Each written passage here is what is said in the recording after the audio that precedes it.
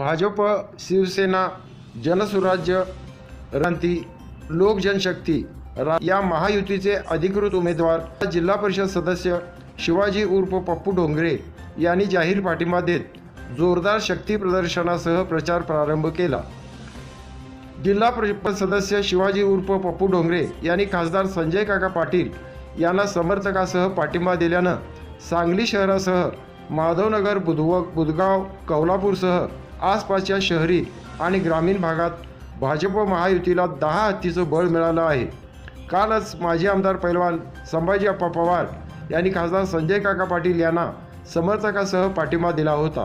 आता यात जिल्हा परिषद सदस्य शिवाजी उर्फ पप्पू डोंगरे यांची भर पडल्याने खासदार समर्थकांना मताधिक्य अपेक्षेपेक्षा अधिक मिळणार असल्याचं राजकीय लोकांचे मत आहे व वस्तुस्थिती तशीच आहे। जिल्हा परिषद सदस्य शिवाजी उर्फ पप्पू डोंगरे यांच्या सुविद्य पत्नी सौ विद्या शिवाजी डोंगरे याही जिल्हा परिषदेच्या सदस्या म्हणून कार्यरत आहेत। त्यामुळं त्यांच्या महिला समर्थकांतही मोठ्या प्रमाणात भर पडली आहे। त्याचाही फायदा भाजपच्या महायुतीचे उमेदवार संजय काका पाटील यांना होणार आहे।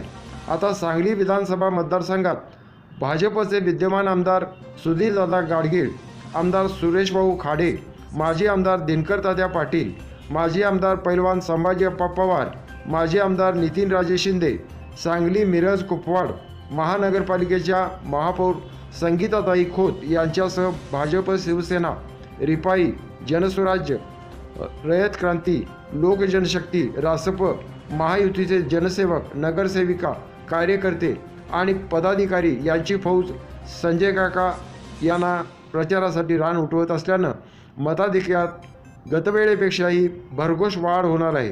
दरम्यान भाजप महायुतीचे उमेदवार संजय काका पाटील यांच्या प्रचारार्थ जिल्हा परिषद सदस्य शिवाजी उर्फ पप्पू डोंगरे यांनी व समर्थकासह माधवनगर येथे पदयात्रा काढली। यावेळी जनतेनेही मोठा प्रतिसाद दिला।